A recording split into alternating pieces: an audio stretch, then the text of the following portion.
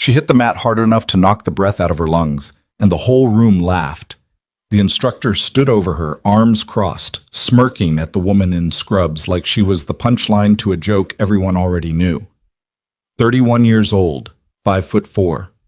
A nurse who'd driven her nephew to a trial class at a martial arts dojo in Redstone, Colorado, and ended up flat on her back in front of 15 strangers. What none of them knew, not the laughing students, not the sneering instructor, not the parents checking their phones, was that Emily Carter had once kept 3 soldiers alive with her bare hands in a ditch outside Kandahar while a firefight raged 30 meters away. She got up quietly, didn't say a word, just brushed the dust off her knees. That was the first mistake Marcus Hale ever made. He thought her silence meant she had nothing left. He had no idea what silence actually costs a person who's learned to carry it. If this story already has you hooked, do me a favor. Hit that follow button, drop a like, and leave a comment telling me what city you're watching from. I want to see how far this story travels. Now, let's get into it. Fists. Emily Carter had not planned on being anyone's cautionary tale that Tuesday evening. She'd worked a 10-hour shift at Redstone General, which was the kind of shift that didn't have a clean ending. A trauma case that ran long, a teenage boy with a fractured arm who kept asking if he'd still be able to play baseball, a sepsis patient in Bay 4 whose family stood in the hallway asking questions Emily wasn't authorized to answer, but answered anyway because the attending was running between 2 codes and someone had to. She'd changed out of her scrubs in the locker room, splashed water on her face, pulled her hair back into the same ponytail she'd been wearing since 6 in the morning, and driven across town to pick up her nephew from her sister's apartment. Danny was 8. He was at the age where everything had to be the coolest thing in the world, or nothing at all. And for the past 3 weeks, the coolest thing in the world was martial arts. He'd seen a tournament highlight reel on YouTube and had not stopped talking about it since.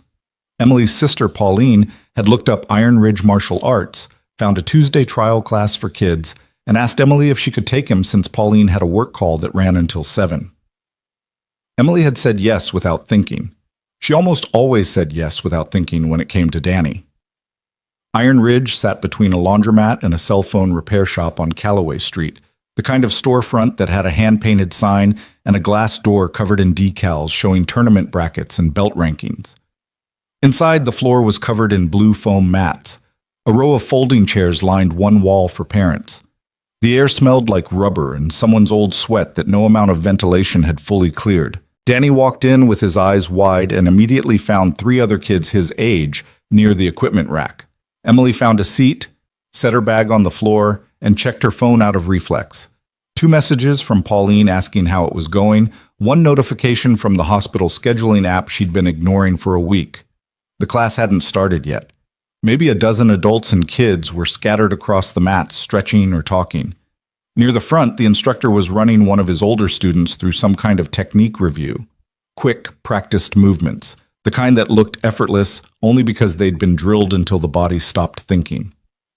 Marcus Hale was not a small man. He was broad across the shoulders, maybe 6'2", and he moved like someone who'd spent a long time being the most capable person in every room he walked into. Emily had seen the type before, in uniform and out of it. The certainty in how he carried himself wasn't earned the way he thought it was. It was constructed, maintained, performed. But she wasn't there to analyze the instructor. She was there to sit in a folding chair for 45 minutes and make sure Danny had a good first class. That plan lasted about 12 minutes. Hale called the class together and ran a quick warm-up, jumping jacks, basic stretches, a few light drills for the kids. He was good with them, actually, patient in a mechanical way, correcting foot placement, keeping the energy up. Danny was grinning so wide Emily could see it from across the room, and that was enough. She went back to scrolling through the hospital's scheduling notifications. She didn't notice Hale walking toward her until he was standing 2 feet away. "You planning to sit there all night?" Emily looked up. He was addressing her, not anyone else. A couple of the other parents glanced over. "I'm watching my nephew," she said. "I can see that." He crossed his arms. "We've got a policy here, so adults in the room either participate or wait outside. Easier for the kids to focus." Emily looked around the space. 2 other parents were sitting in chairs along the wall, neither of them being asked to move. She registered that immediately, but didn't say it. "Sure," she said. "I'll wait outside." She picked up her bag and stood, and that's when he said it. Not meanly, exactly, but with the particular ease of someone who didn't expect to be challenged. "What do you do? You're in scrubs." He nodded at her bag, where the corner of her hospital ID was visible. "Nurse," she said. Something shifted in his expression, not hostile yet. More like a category had been confirmed in his mind. "Right." He gestured at the mats. "You could join the adults' free session if you want. We do a light technical review after the kids' class. Good for stress relief." The way he said it, "good for stress relief," carried something underneath it. Like a nurse with a ponytail and 10 hours of triage behind her might benefit from learning what real physical discipline looked like. Emily had been awake since 5:30. Her lower back hurt. She should have said no. "Okay," she said instead. What happened next was partly her fault and partly not. The kids' class wrapped up, Danny went to the water fountain with 2 new friends, and Hale called the adult session. 6 people, mix of ages, both men and women, onto the mat. He walked them through a takedown sequence, demonstrating on one of his older students. It was clean technique. Emily paid attention because that's what she did. She'd spent her entire career paying close attention in rooms where the stakes were high. When they broke into pairs to drill it, Hale came to her. "Nurse, right?" he said again, like she might have changed professions in the last 20 minutes. "We'll go light." "You don't have to." "No, I insist." He said it with a small smile that went to the other adults in the room and not to her. The drill was supposed to be a controlled entry. One person initiates, the other defends with a step, and redirect. Basic. Emily had done the mechanics of it 100 times in different configurations, so she moved without thinking about it too hard, stepped inside his entry angle, and her redirect was a little too efficient. Not aggressive, just precise. He felt it. She could tell by the slight change in his footwork, the way he reset his stance. That was when the whole energy of the session shifted. He didn't say anything for a moment, then, again. The second time was not a drill. He came in harder and caught her off balance. She'd been watching Danny at the water fountain for half a second. And the next thing she knew, she was on the mat. It wasn't a teaching moment. It was a demonstration. The room had gone a little quiet. Emily lay there for a beat, staring at the fluorescent lights, calculating whether anything hurt. Her hip would bruise. Her pride was untouched, because pride and dignity weren't the same thing, and she'd learned that a long time ago. Someone laughed. One of the adult students, a guy in his 20s who'd been watching her since she walked in. Then another person. Not cruelty exactly, but the kind of social laughter that fills a vacuum, that says we agree this is funny before anyone's decided if they actually think so. Hale stood over her. "You all right?" "Fine." She got up without using her hands, brushed off her knees. "Maybe stick to the basics," he said, loud enough for the room. "This isn't like taking someone's blood pressure." A couple more laughs. Danny had come back from the water fountain and was watching from the edge of the mat with wide eyes. Emily glanced at him and gave a small, deliberate nod. "I'm okay," and watched his shoulders drop an inch. She didn't say anything else. She picked up her bag, walked to the door, and waited there while Danny gathered his things. In the car, Danny was quiet for 2 blocks. Then, "He knocked you down." "Yep." "That was mean." "It wasn't great," Emily said. "Are we going to go back?" She thought about it. The way Hale had looked at her, not with anger or even real contempt, but with the bored certainty of someone who'd categorized her on sight and felt confirmed in it. She thought about Danny's face when he'd been on the mat, grinning. She thought about the other parents in those folding chairs who'd watched and said nothing. "Yeah," she said, "we're going back."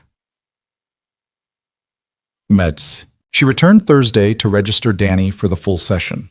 The front desk was staffed by a teenager who handled the paperwork without looking up from his phone. Emily was filling out the emergency contact form when Hale came in from the back, saw her, and stopped. "Nurse?" He said it the same way someone might say, "Oh, her." "Emily?" she said.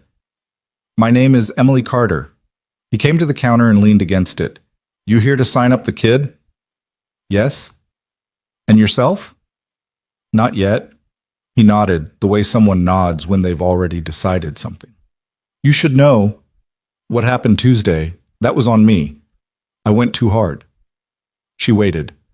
But also, he continued, and now there was something in his voice that hadn't been there before, a certain gathering of energy. You've got a problem with your base. You're reactive. That's a nursing thing, I think. You're trained to respond to other people's crises, so you wait for signals instead of setting the tempo. It was almost an insightful observation, buried inside something condescending. Medic, Emily said. He frowned. Sorry? I'm a nurse now. Before that, I was an Army combat medic, 3 deployments. She set the pen down. But you were saying something about my base. Hale's expression shifted through several things in quick succession. She'd seen it before. Not quite embarrassment, not quite reassessment. More like someone recalculating how much their assumption was going to cost them and deciding the cost was manageable. Army medic. He said it the way people said things they didn't quite believe. So you had some training. Some. Not the same as real combatives, though. He was warming to it now, standing straighter. Field medics learn enough to not get killed. That's different from actual hand-to-hand discipline. Different skill set, different application. The teenager at the desk had finally put his phone down and was watching them. Emily picked up the pen and finished the form. You're probably right, she said. I've had guys in here, vets, actual combat guys. And they all say the same thing. What you learn in the field doesn't translate clean. A lot of habits that work in chaos but fall apart when someone knows what they're doing. That makes sense, Emily said. She handed the form back to the teenager. Hale was watching her, clearly waiting for something more, a challenge, a defense, an argument he could win in front of his own front desk. She zipped her bag and shouldered it. Friday at 6, Hale said. I'm running an adult sparring session. Invite only, but I'm making an exception. Come see what actual trained people look like. Might help you understand what I'm talking about. I know what you're talking about, Emily said. Then come anyway. She looked at him for a moment. He had the particular confidence of someone who'd never been seriously wrong about anything physical, who'd trained hard and tested himself against people who fought the way he fought, in places with rules, with referees, with mats that caught you when you fell. I'll be there, she said. She almost didn't go. Friday was a 12-hour shift that turned into 13, a pediatric asthma case that resolved clean, a stroke at 4 p.m. that didn't, a construction worker with a degloving injury on his forearm that required 3 nurses and a surgeon and everyone's complete focus for 90 minutes. By the time Emily clocked out, she'd eaten half a granola bar and had a headache that lived directly behind her left eye. She sat in her car in the hospital parking garage for 4 minutes. She thought about her apartment. She thought about her couch. She thought about the fact that she owed nobody anything, and going home was a completely legitimate choice. Then she thought about Danny's face on Tuesday. Not the wide-eyed grin from when he was on the mat, but the other face, the one he'd made when he was watching from the edge of the mat and she was on the floor and people were laughing. He'd looked scared, and then he'd looked at her, and she'd nodded, and his shoulders had dropped. She drove to Iron Ridge. What? The parking lot had 6 cars in it when she arrived. Through the glass doors, she could see the overhead lights were all on, the mats cleared. Hale was already inside with 5 of his adult students, the ones who'd been there Tuesday, plus 2 she hadn't seen. They were mid-warm-up, moving through partner drills, the rhythm of it casual and practiced. Emily changed in the bathroom, left her scrubs folded on the counter, and came out in the workout clothes she'd had in her bag since Thursday. Compression leggings, long-sleeved shirt. She'd taped her left ring finger to her middle finger, an old habit from a time when that finger had gotten broken and she'd learned to work around it. When she came out, Hale saw her and said nothing, just pointed to the stretch area. She warmed up alone. She didn't push into anything dramatic, hip circles, shoulder rotations, forward folds, the standard sequence she'd been doing since she was 22, and someone in her unit had told her flexibility was the thing you don't train until you regret it. She'd been stretching religiously ever since. The other students watched her in the way people watch someone they've already decided is out of her depth, with a kind of polite anticipatory sympathy, the look that precedes bless her heart. Hale called the session together after 15 minutes. Quick review of the ground rules, controlled contact, tap out respected. Nothing to the throat or eyes. He said it in the same tone you'd use to cover formalities before doing something you weren't actually worried about. "We're going to do open sparring in pairs," he said. "Rotate every 5 minutes. Emily?" He used her name for the first time, and there was something in it that wasn't quite courtesy. "You're with me first." They squared up on the center mat. Emily looked at him and thought, he's going to test the edges first. Find where I panic. She'd stopped panicking at things years before she'd ever joined the army. Hale moved first. A quick jab combination, nothing with full commitment, the kind of thing you throw to see what someone does. Emily slipped the second jab, not dramatically, just enough, and reset. He threw again, and she checked the kick that followed with her shin, and they circled. "You've got some boxing," he said. It wasn't a compliment. It was data collection. "Little bit," she said. He shot for a double leg, and she sprawled. He recovered and came back up, and she could see it in his face now. The calculation adjusting. She wasn't what he'd expected. She wasn't fluent in any single system he recognized, which meant she was harder to categorize, and categorization was how he controlled his environment. They went 2 minutes. She didn't try to win anything. She defended cleanly, gave up no takedowns, threw almost nothing. When Hale stepped back to reset, he was breathing slightly harder than he'd expected to be. "Not bad," he said. She nodded. They reset. He came in with more intent this time. A level change, a grip on her collar, driving forward. She felt the force of him and let it come, redirecting slightly rather than stopping it, and ended up behind him for a half second before he spun out. The room was very quiet. One of the other students, the guy in his 20s who'd laughed on Tuesday, had stopped moving. He was just watching. Hale reset again. Something had shifted in him. Not anger, not yet, but the hard edge of someone whose expectations have been violated. He was no longer testing, he was competing. He came in fast, committed. A combination she'd need to either take or give significant ground to avoid. She chose neither. What she did instead was, later, she wouldn't be able to fully explain it in any way that sounded like anything other than instinct. Her body made a decision that her conscious mind simply ratified. She went into his momentum instead of away from it, found the angle that shouldn't have been there, and in less than 2 seconds she had him controlled, arms secured, off balance, her weight distributed in a way that made resistance geometrically awkward. She didn't slam him. She walked him down, deliberately, to the mat, and held him there. The room was completely silent. Hale was face down on the blue foam, right arm extended and locked at the elbow, and Emily was kneeling behind him in a position of total control, her breathing calm, her posture not triumphant but functional. She wasn't performing anything. She was just there. "Tap," she said quietly. He tapped. She let him go and stood. He got up slowly. He didn't look at her for a moment, looked at the far wall, at his students, at the middle distance. His jaw was tight. "Again," he said. She looked at him. His face had gone flat in the particular way of people who are used to winning and haven't located the version of themselves that knows how to lose. Emily picked up her bag from beside the mat. "I don't think so," she said. "We're not done." "I am." She looked at him directly, without heat, without apology. "I came because you invited me. I'm leaving because I'm done." She glanced at the other students. The 20-something who'd laughed, the 2 women who hadn't, the older man in the corner who'd watched the whole thing with an expression she couldn't quite read. "Danny starts next week," she said to no one in particular. "Tuesday class." She walked to the door. Behind her, the room stayed silent. She pushed through into the night air and stood by her car and let out a breath she'd been holding for longer than she realized. The parking lot was empty except for the other cars. A streetlight buzzed faintly overhead. She sat in her driver's seat and checked her phone. A text from Pauline. "How'd it go?" Emily typed back, "Fine, Danny starts Tuesday." Then she sat there for a moment, in the quiet, with the engine off. Her left knee ached from the sprawl. Her headache was still there, a little quieter now.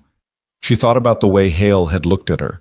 Not the moment she'd put him on the mat, but before that, in the parking lot of her memory. You're trained to respond to other people's crises. He wasn't entirely wrong. That's what she'd been doing her entire adult life, reading the situation, understanding what it needed, putting herself in the necessary position. In a tent outside a forward operating base with blood on her hands and a radio on her hip. In Bay 4 with a family who needed someone to look them in the eye. In a room full of people who'd already decided she wasn't a threat, and didn't understand that those two things, not being a threat and not being dangerous, were not the same. She started the car. Behind her, through the glass door of Iron Ridge Martial Arts, she could see the light was still on. She could see Hale standing in the center of the mat, not moving, facing the wall. She pulled out of the parking lot and drove home. What she didn't know, what she couldn't have known, sitting in that car and driving through Redstone's Friday night streets, was that one of the students in that room had pulled out her phone while Emily was still on the mat and started recording. The video was 23 seconds long. It started with Hale's final attack, fast, committed, everything he had, and ended with Emily walking him calmly to the floor. No sound effects, no commentary, just the image of a man who'd spent years performing invincibility, finding out in 23 seconds what it felt like to be wrong about himself. By the time Emily got home, changed clothes, and sat down with a glass of water, the video had been shared in a local Redstone community group with the caption, "Does anyone know who this woman is?" The instructor told her on Tuesday that nurses hide behind real soldiers. This was Friday. Her phone was on the other side of the room. By morning, that group had 400 comments. She didn't see the comments until Saturday morning. She'd slept badly. Not because of Hale, but because that's how she slept after long shifts, her body too tired to fully let go and too wired to fully surrender. She woke at 6:15 out of habit, made coffee, and sat at the kitchen table with her phone the way she did every morning, scrolling through the overnight notifications from the hospital app, a couple of texts from Pauline, the weather. The first sign something was different was a notification from the Redstone Community Board Facebook group, which she'd joined 2 years ago to find a reliable plumber and had mostly forgotten about. Someone had tagged her name in a comment. Then 3 more people had tagged her, then 11. She put her coffee down. The video was the first thing in the thread, 23 seconds. She watched it once, and then again, and on the second watch, she understood what it looked like from the outside in a way she hadn't been able to see from the inside. From the outside, it looked decisive. It looked controlled. It looked like something that didn't belong in a Tuesday free session at a strip mall dojo in Redstone, Colorado. The caption read, "Does anyone know who this woman is?" The instructor told her on Tuesday that nurses hide behind real soldiers. This was Friday. 412 comments. She put the phone face down on the table and finished her coffee. By 9, the comment count was at 700. By 10, someone had shared the video outside the local group, and it was moving through 2 different Redstone neighborhood feeds and a thread on a veterans forum she'd never heard of. Her name appeared in maybe a third of the comments. People who knew her from the hospital, people who'd heard of her, people building a biography out of fragments and speculation. "I think she works at Redstone General. My cousin had her as a nurse. She's incredible. Army medic, 3 tours, look her up. She was not on social media. She had no accounts to check. No profile to manage, no comment section to respond to. This had been a deliberate choice she'd made years ago and had never once regretted until this specific Saturday morning when she realized that the absence of an account didn't mean the absence of a story. It just meant other people were writing it. Pauline called at 10:30. "Emily, I'm seeing something on the community board." "I know." "There's a video." "I know, Pauline. You look—" A pause, and Emily could hear her sister working through it. "You look like you knew exactly what you were doing." "I did." Another pause, shorter. "Should I be worried?" "No," Emily said. "I just went to a sparring session. Nothing happened that shouldn't have." The guy who runs the place, Marcus Hale, people in the comments are saying things about him, like not just about Friday, about other times. Emily set down her mug. "What kind of things?" "Apparently this isn't the first time he's done something like what he did to you Tuesday. There are parents saying he's pulled the same thing on other moms, humiliated people in front of their kids. One woman saying her son quit because Hale kept making examples of her whenever she came to watch." Emily was quiet for a moment, looking at the refrigerator, where a drawing Danny had made for her was held up by a magnet shaped like a cactus. A stick figure in scrubs, a stethoscope around its neck, a red cross on its shirt. Aunt Emily written underneath in large, uncertain letters. "Is Danny still signed up?" Pauline asked. "Yes," Emily said. "He's still signed up." "Okay," Pauline exhaled. "Okay, just call me if it gets weird." "It's already weird." "Weirder, then." She didn't go online and read the thread. She knew her own limits, and reading 1,000 strangers discuss her was past one of them. Instead, she went for a run, 5 miles, her standard loop through the neighborhood west of the hospital, the one with the wide sidewalks and the park where the elderly couple she'd never spoken to but always waved at walked their ancient beagle every morning. They waved. She waved back. The beagle sniffed a fire hydrant with the focus of a professional. Normal. Everything very normal. She got back to her apartment, showered, ate a real breakfast for the first time in 2 days, and called the scheduling desk at Redstone General to confirm her Tuesday shift. She had a routine, and she was going to keep it. What she was not going to do was think too hard about the 23 seconds of video, or the comment thread, or the way Hale had looked at the wall after she'd walked him to the mat. She'd made her point without intending to make a point. She was done. Except she wasn't done, because at 1:15 on Saturday afternoon, her doorbell rang. She looked through the peephole first, a habit she hadn't broken since getting back stateside. A woman she didn't know, maybe mid-40s, standing on the front step with a kid beside her. A boy, maybe 9 or 10. The boy was holding a folded piece of paper with both hands the way kids hold things when they've been told to be careful with them. Emily opened the door. "Hi." The woman looked slightly embarrassed, slightly determined. The combination of someone who'd argued with themselves about coming here and the determined side had won. "I'm sorry to just show up. I got your address from Karen Pollard. She said she knew you from the hospital." She stopped. "I'm Diane Trost. This is my son, Owen." Emily looked at the boy. He was small for his age and had the particular stillness of kids who've learned to read rooms. "Hi, Owen," Emily said. "Hi," he said. Diane reached into her bag and pulled out a printed screenshot, blurry, clearly done on a home printer. The video. "I saw this morning. We were at Iron Ridge on Tuesday, too, in the folding chairs." She paused. "Owen used to love that class. He'd been going for 4 months." "Used to," Emily said. Diane looked at her son, and something passed between them that Emily recognized as the particular pain of a parent who'd watched their kid get hurt in a way that wasn't physical. "He quit 2 weeks ago.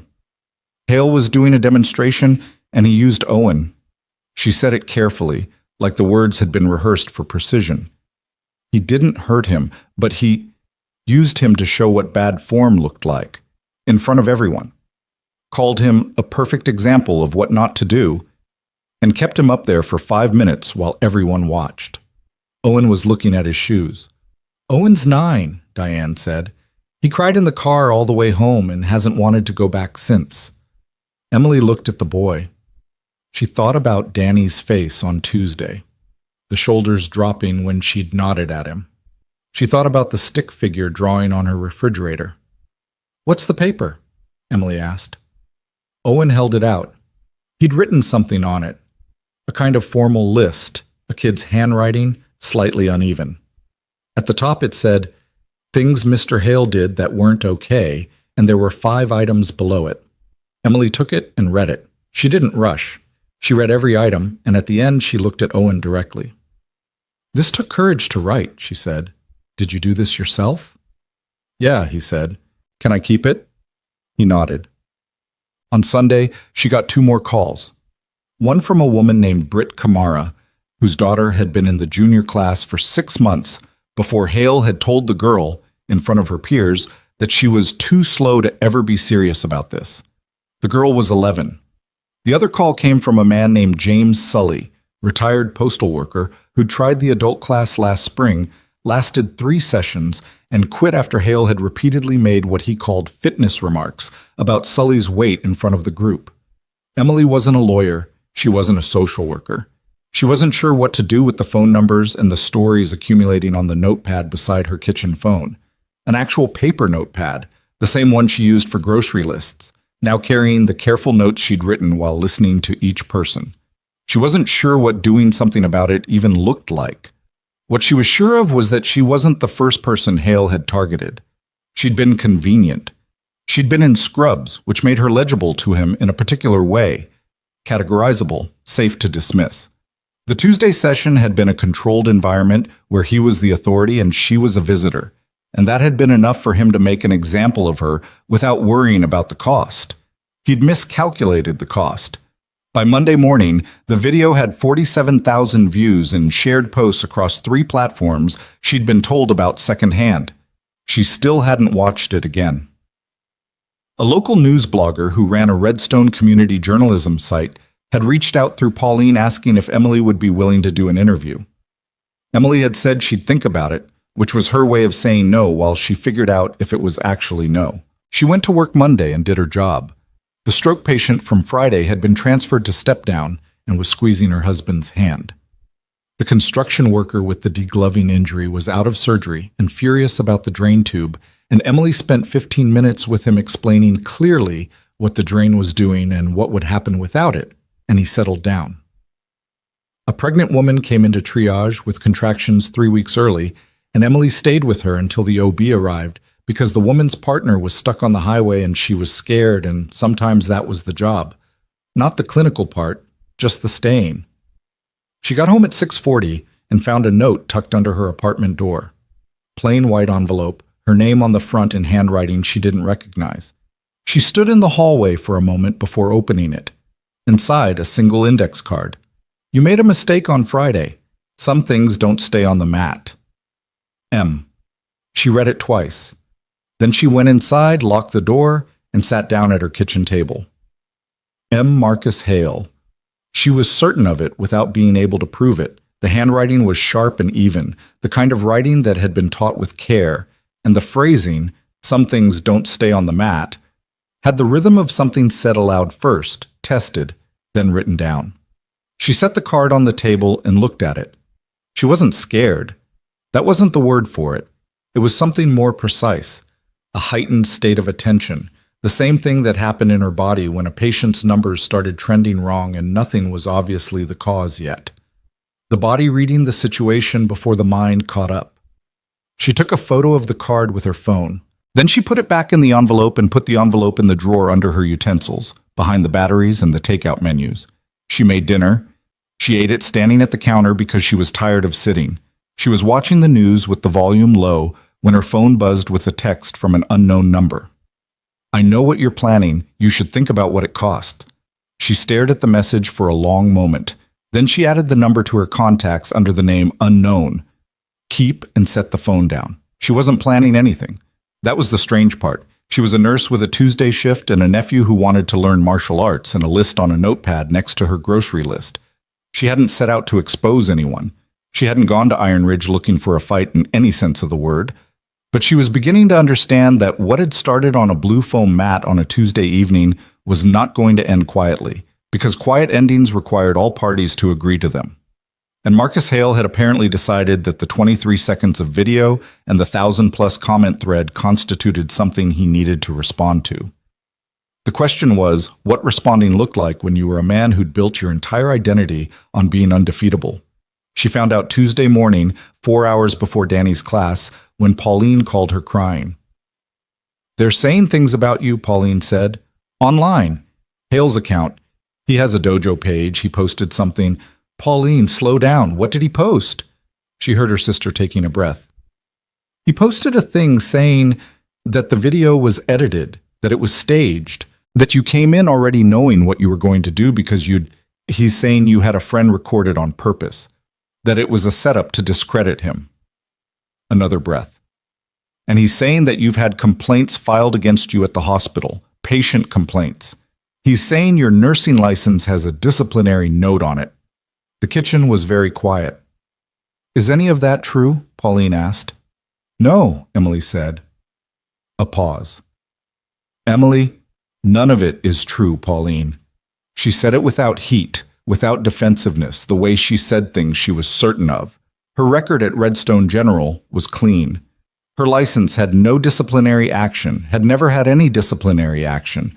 She knew this the way she knew her own name. What Hale had posted were lies.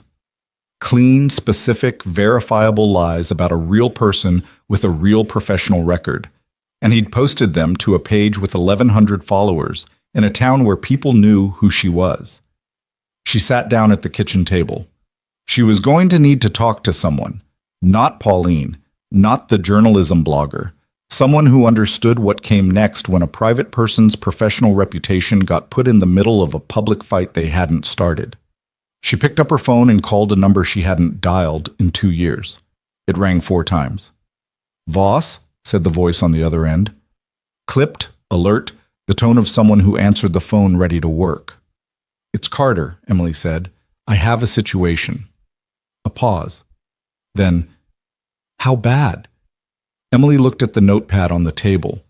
Owen Trost's carefully written list, Diane's voice on the phone, James Sully's quiet, dignified anger, the index card in the drawer, the unknown number in her phone. "It started small," she said. "I don't think it stays that way." "Tell me." She told him. She started at the beginning, the Tuesday trial class, the mat, the laughing, and she went straight through to this morning, Pauline's call, the lies posted online, and she didn't editorialize or compress. She told it the way she wrote a clinical note. What happened, in order, without interpretation. When she finished, Voss was quiet for a moment. "You said his name is Hale." "Marcus Hale? Iron Ridge Martial Arts, Callaway Street, Redstone." "Okay." A pause. "Carter, I need you to listen to me. Don't respond to the post. Don't let anyone respond on your behalf. Don't go near that dojo until I say. Danny has class today. Cancel it. He's 8. I know how old he is. Cancel the class, Emily." She hated that he was right. She could feel herself hating it even as she registered that he was right, and the gap between those two things was narrow and uncomfortable. "Fine," she said. "I'm going to make some calls," Voss said. "There are people in Redstone who need to know what Hale just posted, and they need to hear it from the right direction." "Who are you calling?" "People who can verify things fast," Voss said. "And one person who's going to want to know that Marcus Hale just made a public claim about a licensed medical professional's record that he cannot back up." Emily thought about that. "Voss," she said, "I don't want this to become something I didn't start." "It already became that," he said. "You just hadn't noticed yet." He hung up. Emily sat at the table for a long moment. Through the window, she could see the street below. A Tuesday morning in Redstone, ordinary and gray, a delivery truck double parked, a woman walking a stroller with one hand and looking at her phone with the other. Her own phone buzzed. A new comment notification from the community board, forwarded by Pauline. Someone she'd never met, sharing Hale's post and adding their own caption. So the Army medic is actually a nurse with complaints on her record? Typical. Knew the video felt staged. 42 likes in 11 minutes. Emily put the phone down and looked at the notepad. Owen Trost's list. Diane's voice. Sully's quiet dignity. The index card in the drawer. She thought about what Voss had said. It already became that. She thought about the way Hale had looked at her on Tuesday. Not the moment she'd put him down, but before that. The casual certainty of someone for whom dismissal was so natural, it didn't even register as a choice. She picked up the phone again. Not to respond. Not to post anything. She opened her contacts, found a number she'd added Sunday after the second phone call, and typed a text. "This is Emily Carter. I need to ask you something about what you saw at Iron Ridge the last 6 months. Not for social media. For documentation. Are you available to talk this week?" She sent it to James Sully. Then she sent a version of the same message to Diane Trost and to Britt Kamara. Then she sat back and waited, while somewhere across Redstone, Marcus Hale was doing whatever people did when they decided that the best response to being wrong was to make the truth expensive. Her phone lit up. Sully, responding within a minute. "I've been waiting for someone to ask." Sully's full name was James Aurelius Sully, and he had the kind of voice that made you feel like whatever he was about to say had been considered for a long time before he said it. He came to Emily's apartment Wednesday evening at 6, the way she'd asked. Not a coffee shop, not a public place, not somewhere that could be photographed. He sat at her kitchen table with his hands around a mug of coffee he'd barely touched and told her everything in the order it happened. And she wrote it down on the notepad with the same discipline she brought to clinical documentation. Dates where he had them, descriptions specific enough to be useful. The name of the other student who'd been present when Hale made the weight remarks, a woman named Petra who'd also quit the class and whom Sully had already texted. He didn't yell, Sully said. That's the thing that stuck with me. He said it like it was just observation. James, at your size, you're always going to telegraph the movement. Right in front of 4 other people, like pointing out a defect in a piece of furniture. How many times?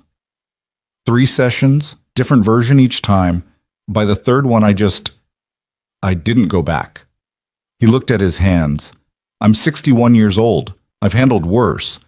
But there's something about being made small in front of people who are watching to see how you take it. Emily understood that precisely.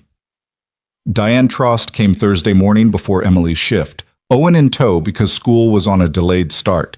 Owen sat on the couch with a glass of juice and said almost nothing, but when Emily showed him where she'd put his list, in a plastic page protector, inside a folder, something in his face shifted in a way that was worth more than anything he could have said. Britt Kamara called Friday. She couldn't come in person. She worked 2 jobs, and her schedule was what it was. But she talked for 40 minutes, and Emily wrote 4 pages. Britt's daughter, Simone, was 11. The remark Hale had made about her being too slow to ever be serious had been in February, in front of 6 other students and 2 parents. Simone had cried in the bathroom after class and hadn't told her mother until 3 weeks later. She thought it was her fault, Britt said. An 11-year-old girl thought she'd somehow caused a grown man to publicly humiliate her. Emily stopped writing for a moment. She didn't. I know that. She knows it now. A pause. I need her to see that someone did something about it. By Friday evening, Emily had a folder with 9 pages of handwritten notes, 3 signed written statements she'd typed up, and had Sully, Diane, and Britt review and confirm, Owen's original list in its page protector, and photos of the index card and the screenshot of Hale's post that Pauline had forwarded. She called Voss. I've got documentation, she said. 3 formal statements, 1 from a minor through a parent. Pattern behavior going back at least 8 months. What do I do with it? I talked to 2 people this week, Voss said. One of them is Redstone City Licensing. Whoever issued Iron Ridge's business and instructor certifications needs to know there are formal complaints. The other is a woman named Gail Mercer. She's with the State Athletic Commission, handles martial arts instructor certification. She wants to hear from you directly. When? She said this week if possible. Emily, the defamation post is the thing that changes this from a civil complaint into something with actual velocity. He made specific false claims about a licensed professional's record. That's not gray area. I know. Do you have someone to file the defamation piece? She didn't. She hadn't let herself think that far ahead, because thinking that far ahead felt like escalating, and she was still working out her own feelings about how much escalation she'd consented to when she'd walked into Iron Ridge with a workout bag and a taped finger. Not yet, she said. There's a woman, Renata Foss. She's a civil attorney here in Redstone. She does pro bono intake on reputational harm cases. I can send you her number. You've been busy, Emily said. You called me, Voss said. There was something in his voice that wasn't quite warmth, but was adjacent to it. The tone of someone who'd been in enough situations with her to skip the part where he explained why he was helping. She took Renata Foss's number. She left a voicemail Friday night and got a call back Saturday at 8 in the morning, which told her something about the attorney before they'd exchanged more than a greeting. What? Gail Mercer from the State Athletic Commission was a precise, unhurried woman who conducted the call like she was building something that needed to be structurally sound. She asked specific questions. She didn't editorialize. She asked Emily to send the documentation folder digitally and a hard copy by certified mail, and she confirmed that a formal complaint against an instructor's certification triggered a mandatory review process with a defined timeline. How long? Emily asked. 30 days for initial review. If the pattern documentation holds up and the statements are corroborated, We move to formal hearing. The instructor is notified and has the right to respond. A pause. Has he made any further contact with you directly? One note, 2 texts from an unknown number. Keep everything. Don't respond. If it continues, that's a separate matter, potentially harassment, which has its own filing path. Emily wrote harassment, separate path on the notepad. Ms. Carter, Mercer said, I want to be direct with you. The video, the pattern of complaints, and the false public statements about your professional record are 3 separate pressure points, and they're stronger together than individually. But this process takes time, and during that time, he still has an operating certification and a class schedule. I understand. Do you want to proceed? Yes, Emily said. She mailed the hard copy Monday morning on her way to work. Months. Tuesday came around again the way Tuesdays did, indifferent to whatever had happened in the days before it. Emily worked her shift, a full 12 hours, 2 codes, one of which they got back and one of which they didn't. A teenager with a forearm fracture who was calmer about it than his mother, an elderly woman with a UTI that had gone septic because she'd waited too long and hadn't wanted to be a bother, which was the thing that got under Emily's skin every time. The people who waited and waited because they didn't want to inconvenience anyone. She got off at 7 and drove to Iron Ridge. She hadn't canceled Danny's class. She hadn't been able to make herself do it, and she'd stopped trying to rationalize that decision and just accepted it. Voss had said to stay away from the dojo, and she'd agreed, and then she'd driven there anyway because Danny had asked 3 times if he was still going, and she'd said yes 3 times, and she wasn't going to unsay it. The parking lot had the usual Tuesday cars. She could see through the glass door that the kids' class was underway, Danny visible near the back, moving through a footwork drill with the focused frown he got when he was trying to do something right. She sat in the car. She wasn't going in. She was going to sit here until the class ended, and then she was going to collect Danny and drive home, and that was all. She was being the adult. She was exercising restraint. Her phone rang. Unknown number. Not the same unknown number from before. A different one. She answered it. Emily Carter? A man's voice. Young, a little uncertain. Who's this? My name is Trent Okafor. I'm a student at Iron Ridge, adults class. A pause. I was there Friday, when you came to spar. She waited. I was the one laughing, he said. On Tuesday, when he knocked you down. I was one of the people laughing. She remembered him. The guy in his 20s she'd noticed on Friday, the one who'd stopped moving and just watched. I saw the stuff he posted about you online, Trent said, about your record. I know that's not...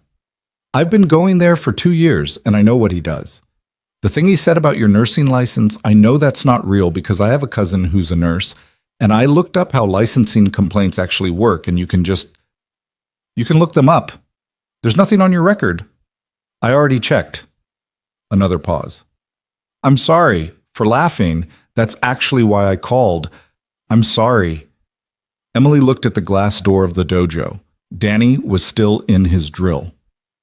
Okay, she said. I want to give a statement, Trent said. If that helps anything. I saw what happened Friday, the real version, not whatever he's saying happened. It helps, she said. I'll have someone contact you this week about the format. Okay, he exhaled. Okay, good. Then, she's the girl who recorded it. She feels bad about posting without asking you. Her name's Naomi. She said if you want her to take it down, tell Naomi to leave it up, Emily said. A beat. Yeah? Yeah. She texted Voss about Trent Okafor from the car, while the parking lot filled with parents coming to collect their kids. When the kids' class broke up, and Danny came through the glass door with his bag over one shoulder, she got out of the car and waved. He ran to her. He was still in that age where running to someone wasn't self-conscious. We did a whole new block series, he said. Kovacs, that's the assistant instructor. She said my footwork is actually really good for a first weeker. That's because you pay attention, Emily said. Was Hale there? She'd been watching for that. I don't know. I was in the car.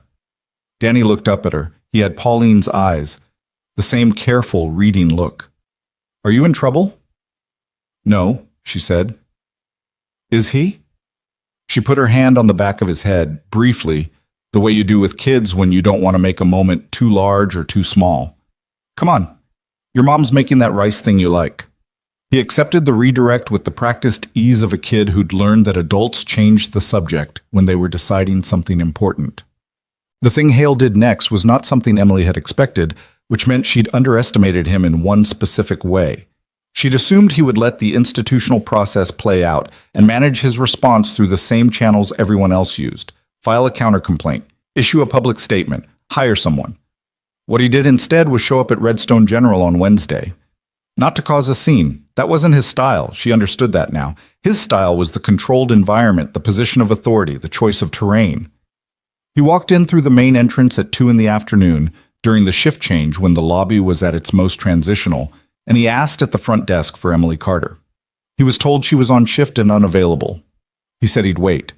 The charge nurse on duty was a woman named Dolores, who had worked that desk for 16 years and had a specific gift for identifying situations before they fully formed. She looked at Marcus Hale, large, calm, watching the hallway with the focused patience of someone who had decided something, and she called Emily's cell. Emily was between patients. She looked at the message Dolores had sent and stood very still in the hallway for a moment. Then she called Voss. He's at the hospital, she said. Lobby, waiting. Don't engage, Voss said immediately. Don't go down there. This is exactly the kind of thing. I know what it is. Emily, I'm not going down there. I'm telling you because you need to know and because Dolores is alone at that desk. She could hear Voss processing. Does the hospital have security? Yes. Ask them to make a visible presence in the lobby. Don't have him removed unless he does something. That gives him a grievance. Just make sure he sees that people are watching. She relayed this to Dolores in a text. Dolores, who had navigated 16 years of emergency medicine and did not rattle, sent back a thumbs-up emoji and had Carl from hospital security doing a very natural-looking lobby walkthrough within 4 minutes. Hale waited for 40 minutes. Then he left. He didn't do anything. Didn't say anything to Dolores beyond his initial request. Didn't raise his voice or make demands. Just sat in the lobby chairs with his arms resting on his knees and then stood up and walked out. Which was worse than a scene in some ways. A scene was documentable.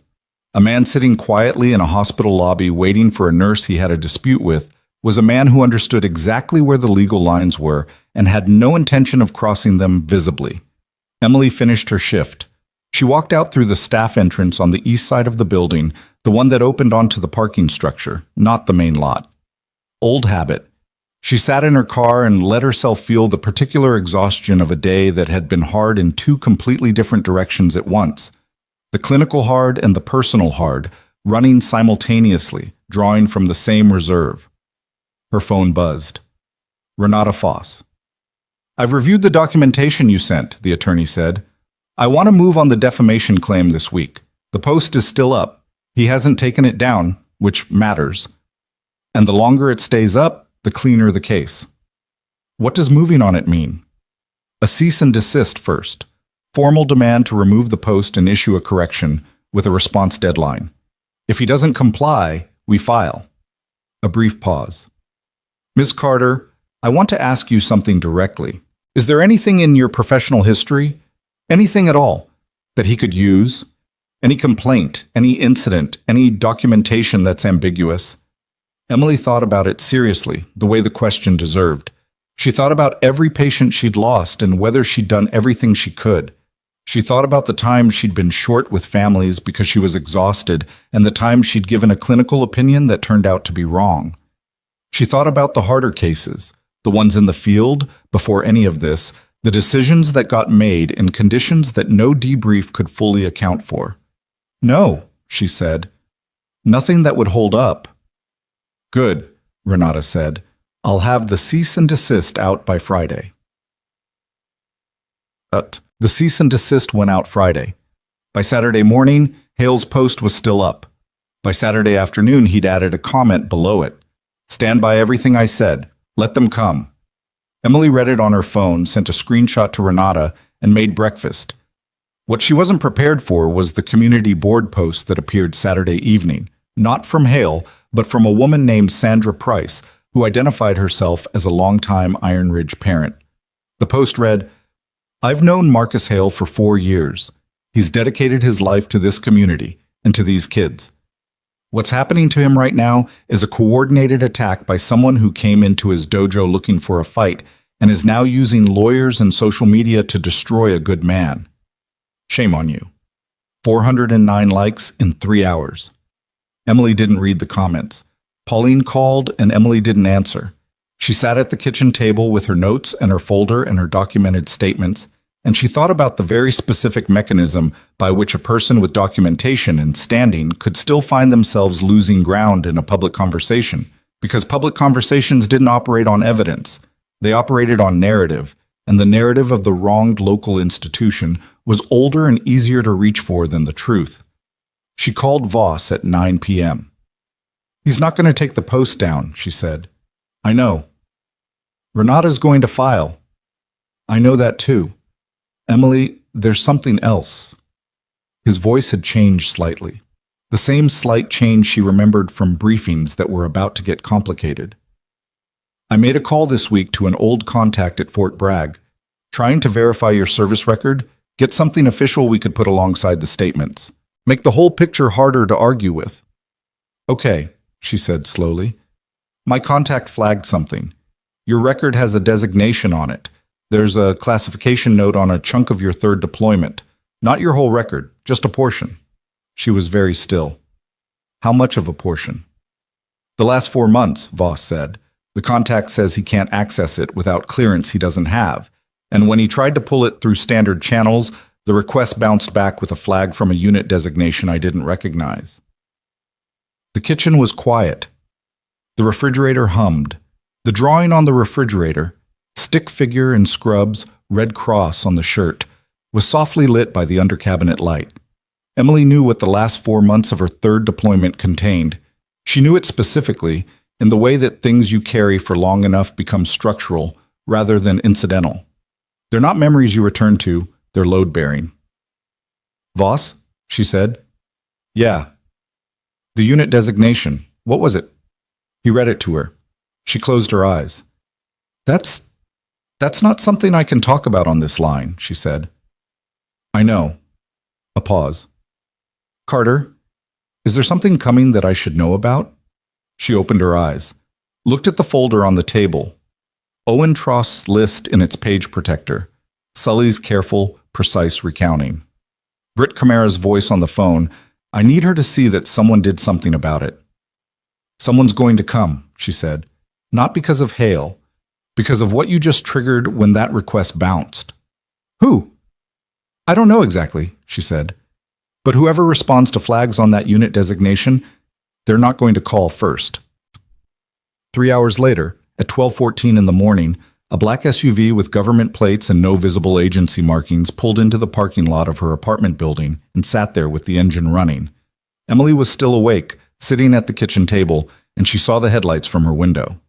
She didn't move for a long moment, just looked at the light pooling in the parking lot and thought about the last 4 months of her third deployment and the things that had happened in them, and the people who had reasons to want those things to stay exactly as classified as they currently were. Then someone knocked on her door. 3 knocks. Measured. Not urgent, not aggressive. The kind of knock that communicates we can do this quietly or we don't have to. Emily crossed the kitchen in 4 steps, stopped at the door, and looked through the peephole. 2 people, a man and a woman, both in dark civilian clothes.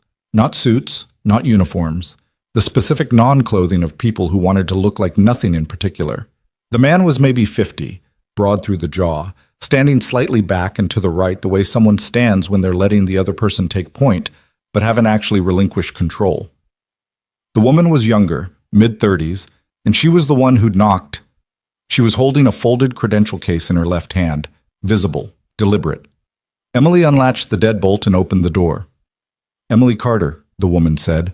Not a question. "My name is Agent Dara Wiley. This is Agent Rourke. We're with a Federal Interagency Task Coordination Unit." She opened the credential case. Emily looked at it. The ID was real.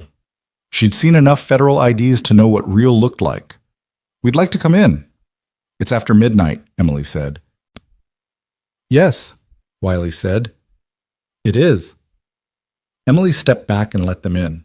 They moved through her apartment the way trained people move through unfamiliar spaces.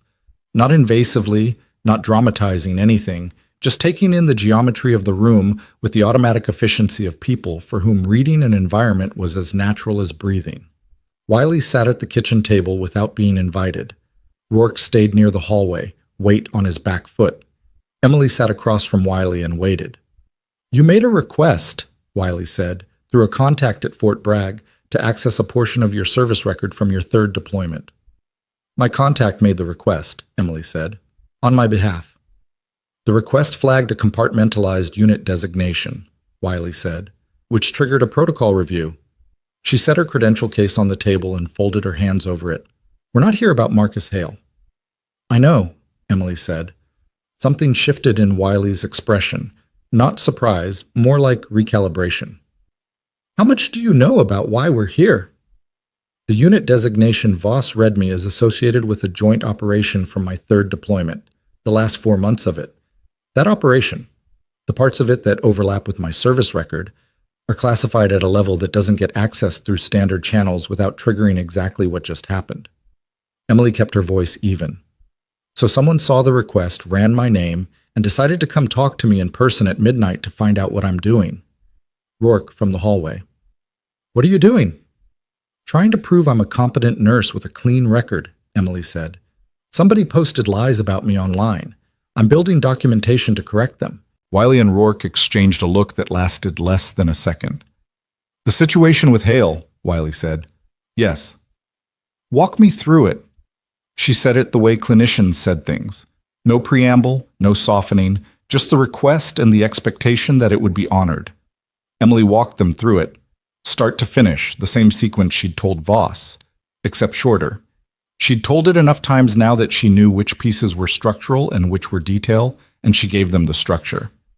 Wiley took notes on a small pad. Rourke didn't move. When she finished, Wiley set down her pen. "The portion of your record that's classified," she said. "Did you tell anyone what's in it?" "No." "Did you indicate to anyone that there was classified material associated with your service?" "No."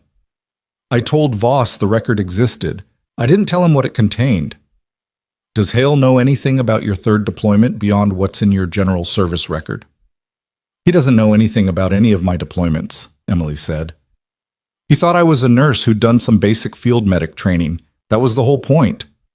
Wiley was quiet for a moment. Then, "Ms. Carter, the operation associated with that classification note, the concern isn't that you've said something.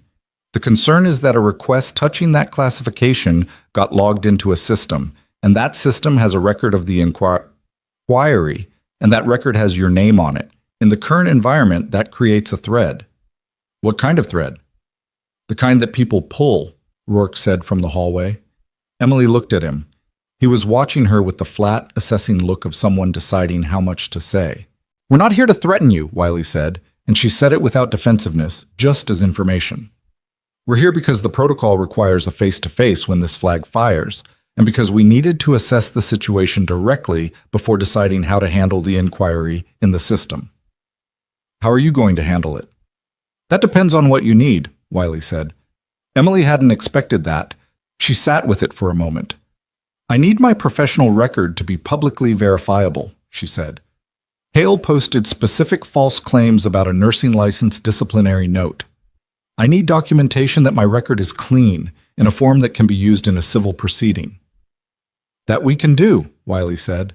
"A letter from the state licensing board confirming no disciplinary action, coordinated so it doesn't touch the classified portion. And the request Voss put through?" "We'll handle that on our end," Rourke said. "The thread gets closed." "Meaning?" "Meaning it goes nowhere," he said. "The inquiry gets logged as resolved. No further activity."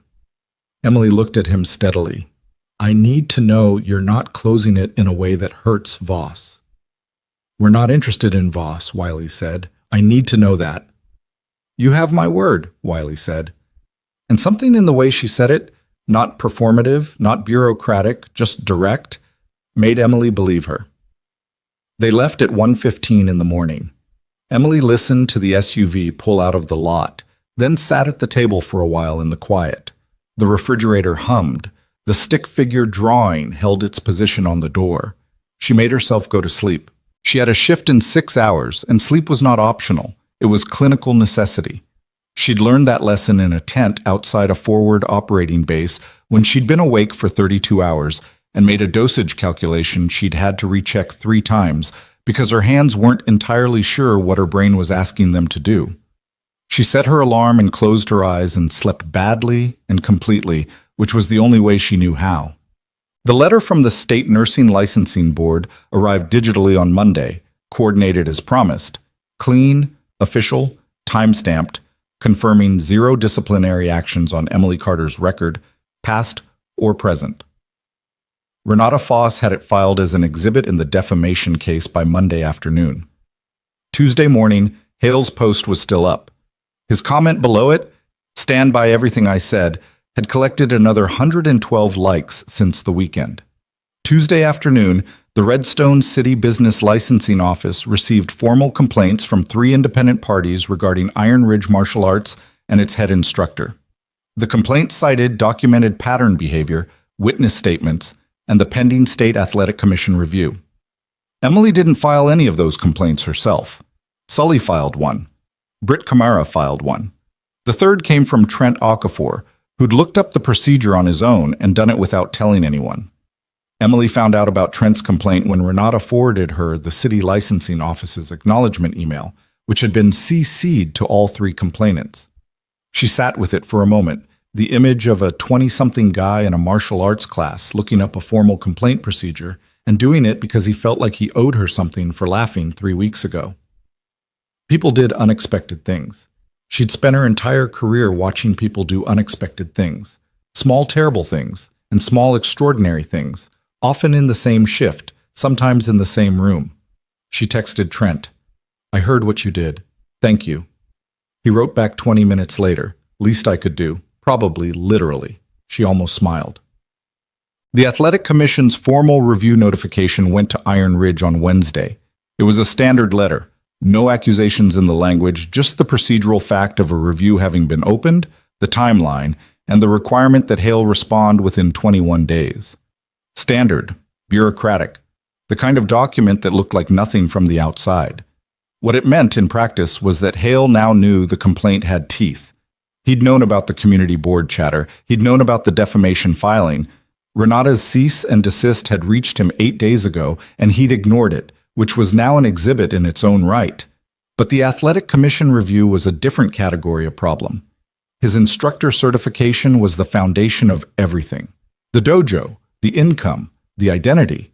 Without it, Iron Ridge wasn't a martial arts school. It was a room with mats. He took the post down on Wednesday evening. No explanation, no correction, no acknowledgement, just gone. The "stand by everything I said" comment gone with it. The entire thread, 1,100 responses and 4 days of public record, deleted. Renata texted Emily. He took it down. Doesn't matter. We have the screenshots and they're already filed. It's actually better for us that he deleted it without issuing a correction. Shows consciousness of guilt. Emily read the text in the break room at Redstone General, between a catheter change and a family conference. She put her phone back in her pocket and went to do the family conference. What she hadn't accounted for was Sandra Price. Sandra Price, the woman who'd posted the coordinated attack message on the community board, the one that had gotten 409 likes in 3 hours, turned out to be more than a longtime Iron Ridge parent. Renata found out through the city licensing complaint process that Price's husband, Dale Price, was one of 3 silent investors in Iron Ridge Martial Arts, LLC, had been since the dojo opened 6 years ago. Renata called Emily on Thursday morning with the information in the flat, careful tone of someone delivering a piece of intelligence they want you to understand fully before you react to it. So her post wasn't just community loyalty, Emily said. Her post was protecting a financial investment, Renata said, which makes it something other than a private citizen's opinion. Does it change the case? It adds a layer. If the dojo faces civil liability, the LLC structure means the investors have exposure, which means Sandra Price and Dale Price have personal interest in the outcome. A pause. It also means that when you file against Iron Ridge Martial Arts, LLC, and not just Marcus Hale individually. Emily thought about that. The other students, Sully, Diane, Britt, do they have standing to join a filing? Potentially. That's a conversation I want to have with each of them separately. Renata's voice shifted slightly. Ms. Carter, I want to make sure you understand what this is becoming. It started as a defamation claim. With the pattern documentation, the investor connection, and the commission review, it's becoming a case that has real financial and reputational consequences for multiple parties. Hale, the LLC, and by extension, the Prices. Good, Emily said. That's not a word I'd have expected from you. I'm not doing this for revenge, Emily said. But consequences aren't the same as revenge. They're just what happens when the evidence is accurate. Renata was quiet for a moment. I'll be honest with you. I didn't take this case because I thought it was going to be complicated. I took it because what he posted was textbook defamation, and I thought it would settle fast. It's not settling fast. No, Emily agreed. Are you prepared for it to go the distance? I've been prepared for things to go the distance since I was 22 years old, Emily said. This is considerably less difficult than most of them. Yeah. The community board post from Sandra Price was still up. Unlike Hale's, she hadn't taken it down. Renata sent her a cease and desist on Friday afternoon. Saturday morning, Price took down her post and published a new one. I have been asked by my attorney to clarify that my previous post expressed a personal opinion and was not intended to make factual claims about anyone's professional record. I wish all parties well. 40 minutes after that post went up, a woman named Gloria Fenn, a parent Emily had never spoken to, whose son had been in Danny's Tuesday Kids class for 2 years, posted directly beneath it. This is not the time for wish all parties well. Sandra, you know exactly what Marcus Hale has been doing in that dojo. Some of us were too scared to say anything. Emily Carter wasn't. The least we can do is stop pretending this is complicated. The thread under Gloria Fenn's comment accumulated 87 responses in 2 hours. Emily didn't read them. She found out about Gloria Fenn's post from Pauline, who sent a screenshot with a single line of text beneath it. People are paying attention. The city licensing office completed its preliminary review on Monday, faster than standard timelines, which Renata noted without surprise. 3 independent complaints with documented supporting materials tended to move things. The preliminary finding was that Iron Ridge Martial Arts had sufficient complaint basis to warrant a full operational review, which meant a city inspector would conduct an on-site visit within 15 business days, and Hale would be required to provide student safety documentation, incident logs, and any prior complaint records. The requirement to produce prior complaint records was the piece that mattered most, because Emily knew from Sully and Diane and Britt that there had been prior complaints. Informal ones, parents who'd called the front desk, one who'd written an email, Sully, who'd said something directly to Hale before quitting. Whether those complaints had been documented or quietly discarded was something the city inspector was now going to find out. Hale knew this too. Whatever his read on the situation had been a week ago, that he could outlast the social media moment, that the community support would absorb the formal complaints, that the defamation filing was a bluff. The city inspection notice changed the calculation. He called Iron Ridge's parent class on Monday evening and addressed it directly, which was the first time he'd said anything publicly about the situation in a room he could control. 3 of the parents in attendance had kids with ties to people who knew Emily. One of them, a man named Gordo Villanueva, whose daughter was in the junior class and whose wife played on the same recreational volleyball team as Diane Trust, had his phone in his pocket with the audio recording app running. He sent the audio file to Diane. Diane sent it to Emily. Emily sent it to Renata. Hale had told the parents that the complaints were coming from one person with a grievance and that the situation was being handled. He said the inspection was routine and that Iron Ridge had nothing to hide. He said Emily Carter had come into this dojo looking for a confrontation and had found lawyers when she couldn't find anything else. He said all of this calmly, in his instructor's voice, in a room where parents trusted him with their children twice a week. Renata listened to the audio file and called Emily. "He just gave us a gift," she said. "He made more false public statements," Emily said, "in front of 12 witnesses on audio after receiving a cease and desist." A pause.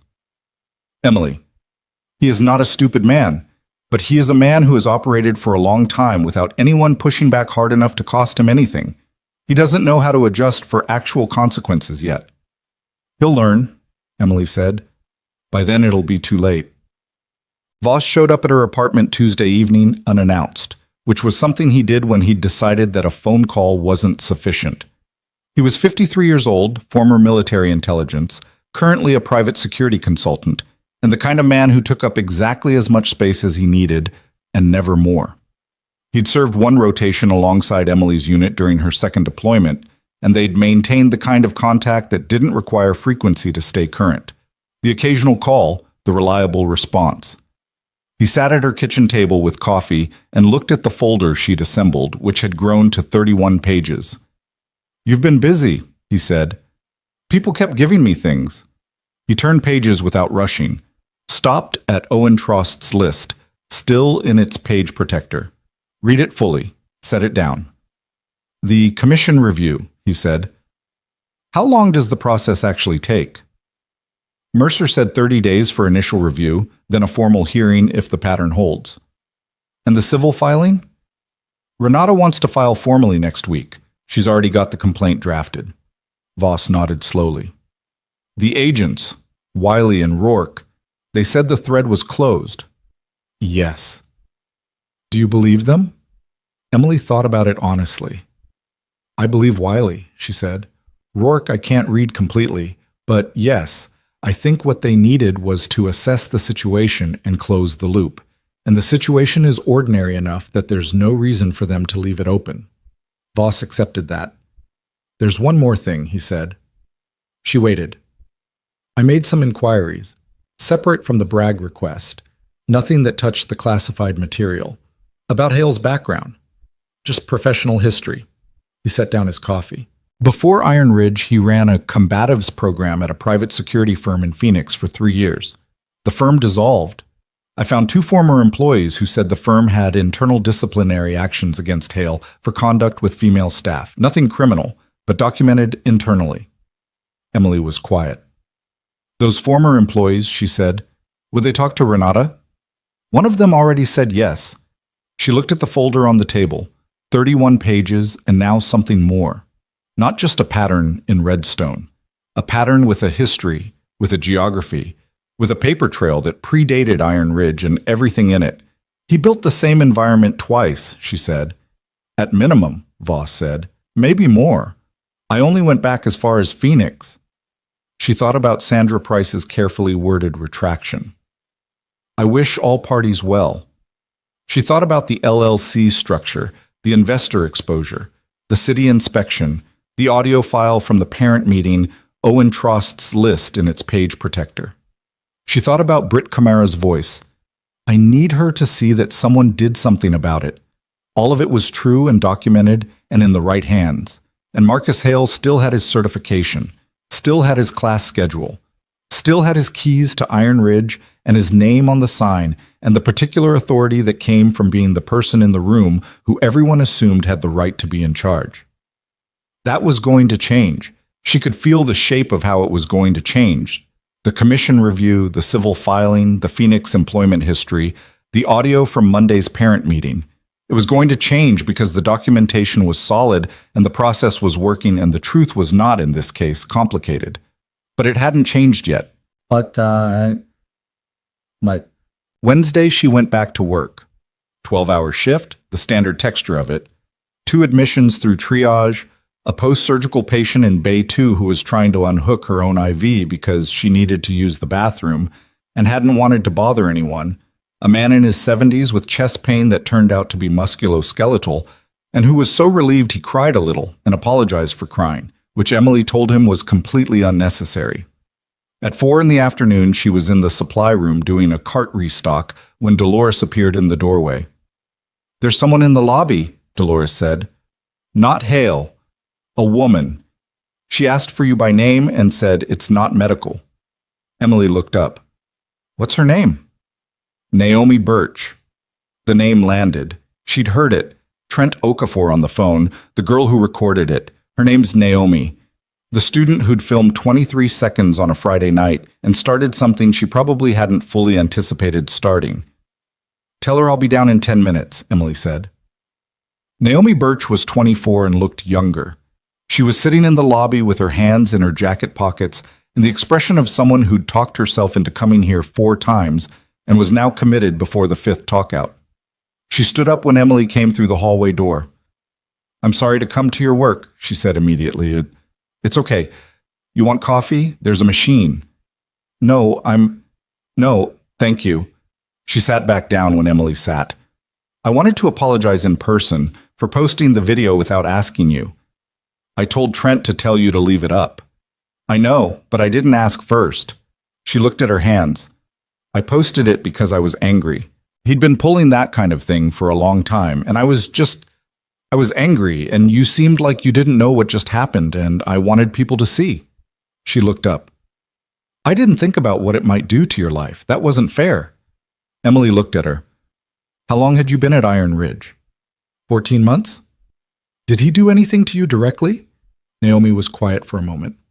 Not the way he did with you, or Sully, from what I've heard. He never targeted me personally, but I watched him do it to other people for a year and I kept going back anyway, which is its own thing I've been thinking about. A pause.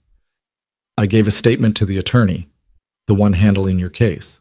I hope that's okay. It's more than okay, Emily said. Naomi, the video isn't why this situation became what it became.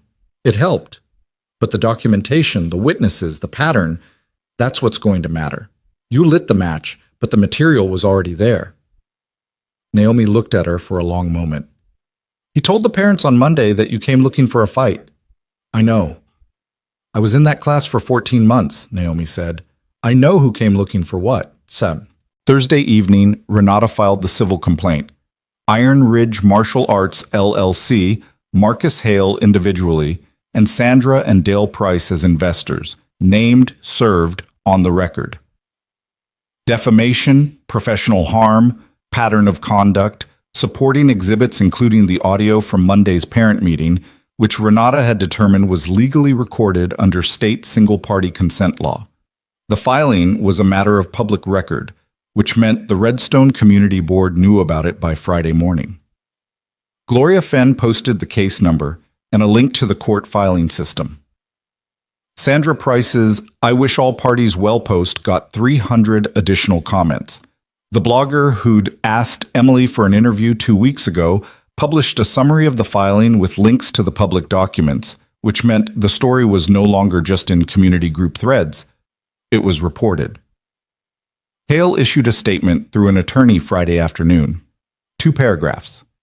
He denied all claims, expressed confidence in the outcome of any review process, and stated that Iron Ridge remained open and operational, and that the instructor certification remained valid, which it did. Still valid, still operational. Saturday morning, Emily's phone rang at 7:15. She answered before checking the number. Ms. Carter, Gail Mercer, the Athletic Commission, on a Saturday morning. I apologize for the hour. Something has come up in the review that I wanted to discuss with you directly before I speak to anyone else. Emily sat up in bed. What kind of something? We sent Hale's certification history to our compliance team as part of the standard review process, Mercer said. Our compliance officer ran his background through the National Instructor Registry, a database that tracks certification applications and renewals across state lines. The room was quiet. He had a certification in Arizona, Mercer said. Phoenix, under a different first name, Michael, not Marcus.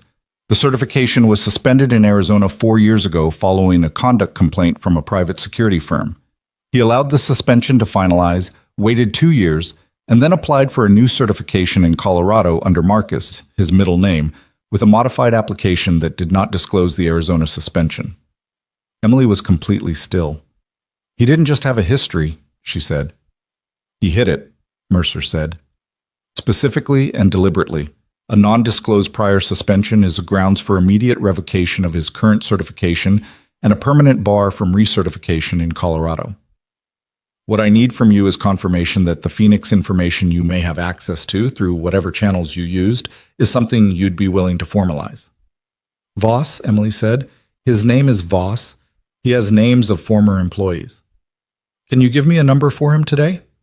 Yes, Emily said. I can give you a number right now. She gave Mercer the number. Mercer thanked her with the brisk efficiency of someone who already had the next call queued up and hung up. Emily sat on the edge of her bed in the early morning quiet, the sun not fully up yet, the street outside her window just beginning to fill with the first sounds of a Saturday. Somewhere in Redstone, Marcus Hale was waking up on a morning where his certification was still valid, his dojo was still open, his name was still on the sign, and he still believed that the situation was manageable. He hadn't been told yet. Her phone buzzed. A text from Voss, unprompted, as if he'd somehow known the call was coming. Mercer just called me. I'm talking to her at 9. This is ending. Emily set the phone on the nightstand and sat there for a moment with her hands on her knees. She thought about the index card in the drawer. Some things don't stay on the mat. And the unknown number texts, and the black SUV in the parking lot, and the 14 months Naomi Birch had watched something wrong happen and not known what to do about it. And Owen Trost's list in careful, uneven handwriting, 5 items, titled at the top in a 9-year-old's best attempt at precision. She thought about Simone Camara, 11 years old, crying in a bathroom and thinking it was her fault. She got up, made coffee, and sat at the kitchen table with the folder. 31 pages, now supplemented with Renata's filing confirmation and Mercer's call notes, which she wrote out longhand while they were still fresh. Page 33. She wrote the date at the top.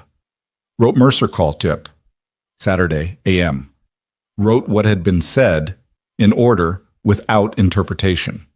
Then she stopped writing and looked at what she had. It was enough. She knew it was enough. The documentation was solid, the process was working, Mercer had the Arizona information, Renata had the filing, the audio from Monday's parent meeting was in the court record. It was enough, and it was going to land. What she didn't know, but what she wouldn't know until Monday morning, when Renata called her at 8:15 with a voice that sounded like someone who'd just learned something they hadn't been expecting, was that Marcus Hale had filed his own emergency motion Friday evening just before the courthouse closed. He was countersuing Emily for defamation. And he'd listed, as a primary witness, someone whose name Emily didn't recognize until Renata said it twice, a name that meant nothing to her, from a deployment she'd never discussed with anyone in Redstone, from a portion of her record that was supposed to be completely inaccessible. The name was Warren Tull. Renata said it twice, and on the second time Emily's hand tightened around the phone without her consciously deciding to do that. I don't know that name, Emily said. He's listed as a former colleague from your 3rd deployment. The motion claims he has direct knowledge of conduct issues during your service. The language is vague, intentionally so, but it implies professional misconduct during a field operation. Emily stood at her kitchen window and looked at the street below without seeing it. She was running the 3rd deployment through her memory in the disciplined way she'd learned to do. Not emotionally, not with the full weight of what it had cost, just sequentially. Names, faces, positions. The last 4 months specifically, the classified portion, the people she'd worked alongside in conditions that no formal record would ever fully describe. Warren Tull. She got there eventually. Not a name she'd used often, not someone she'd known well. A contractor, not military, not medical. Attached to the operation in a logistical capacity she'd never been fully briefed on. She'd interacted with him maybe 4 times. He'd made her uncomfortable in the specific way that certain men made certain women uncomfortable in isolated environments. Not anything she'd reported, because in those conditions the threshold for what constituted reportable was set very high, and she'd been busy keeping people alive. He's a contractor, she said. Private. He was attached to the operation, but not military. I knew him by sight. Does he have anything on you? No, Emily said. And then because Renata needed precision, not reassurance. Nothing that happened during that deployment involved misconduct on my part. What he could claim, I don't know what he's been told to claim, or by who. Renata was quiet for a moment. The motion was filed by Hale's attorney Friday evening. The timing is notable. He filed the countersuit the same day Mercer called you about the Arizona certification. Emily thought about that. He found out about the certification review before it went official. Someone told him, Renata said, either someone inside the commission or someone who heard about it through one of the complaint channels. He knew the certification was going to be revoked, and he filed before it happened so he could claim he's the one being persecuted. And Warren Tull. Tull is the weapon, Renata said. Hale may not know what's actually in your record, but he knows there's classified material, which means he knows there's something he can point at without being able to be disproved. Because if it's classified, you can't refute it publicly. Emily sat down at the kitchen table. He's not using what's in the record. He's using the existence of the record. Yes, the implication alone is enough to muddy the water. A pause. Emily, I need you to tell me, is there any version of what Tull could claim that contains a kernel of truth that could be shaped into something damaging? She thought about this seriously. She owed Renata that. There was one field decision during the classified period, she said carefully. Triage call, multiple casualties, limited resources. I made a call about treatment priority that I stand behind completely. The person who didn't get prioritized survived, but the call itself, in the wrong framing, described without context, it could be made to sound like I chose who mattered and who didn't. Could it? Everything in combat medicine can be made to sound like that, Emily said. That's what triage is. You work the math in real time with incomplete information, and you do your best, and people live and people die, and you go to sleep and get up and do it again. Renata was quiet for a long moment. I need a day, she said. Don't talk to anyone about Tull, not Voss, not Pauline, no one.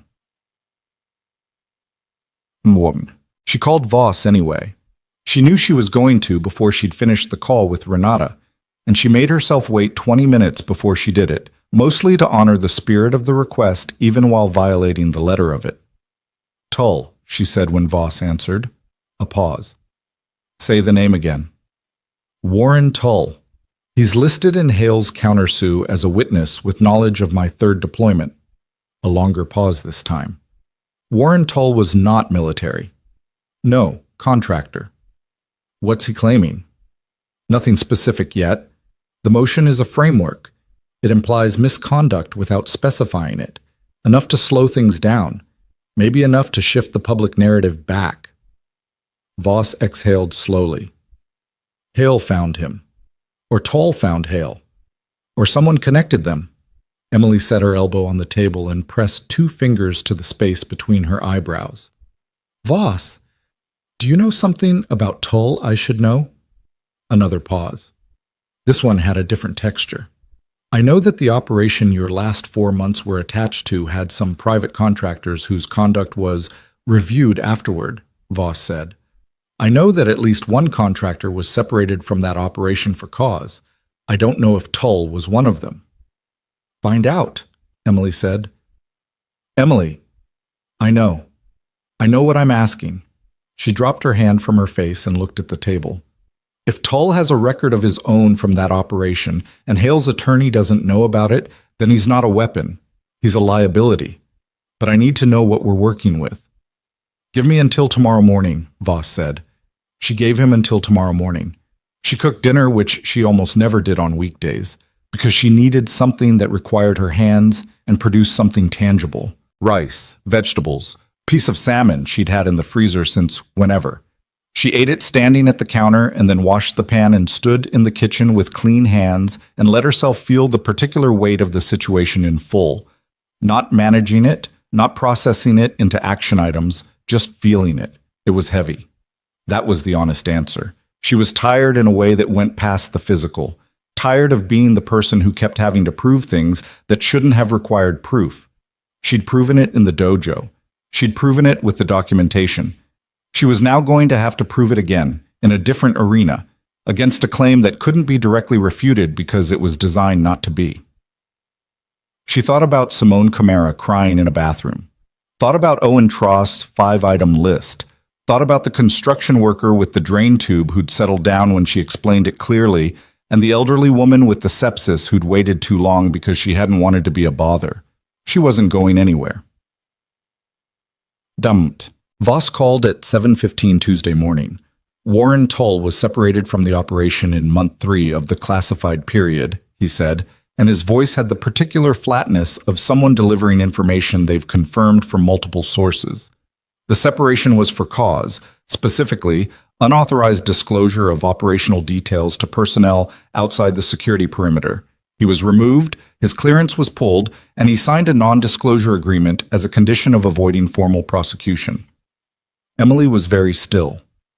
He signed an NDA, she said. A comprehensive one. If he makes any public statement about that operation, including testimony in a civil proceeding, he's in breach. And the NDA has teeth. The party that drafted it has the resources to enforce it. Hale's attorney doesn't know about the NDA.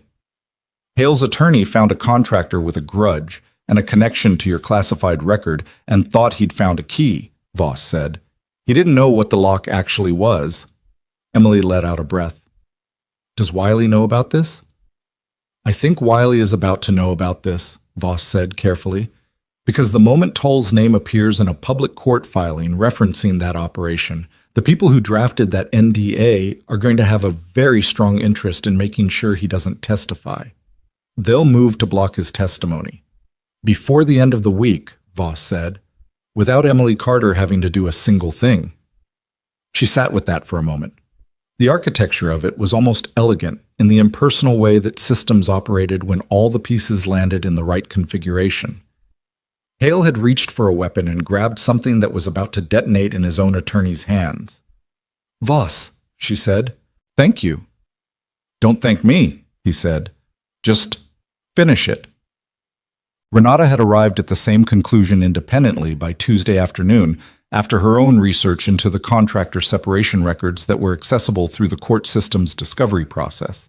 She called Emily at 4 with the tone of someone who'd been running and had just seen the finish line.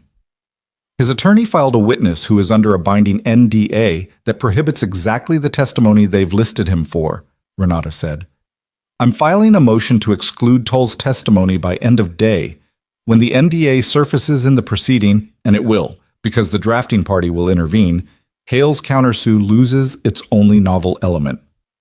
What happens to the countersue without Tull?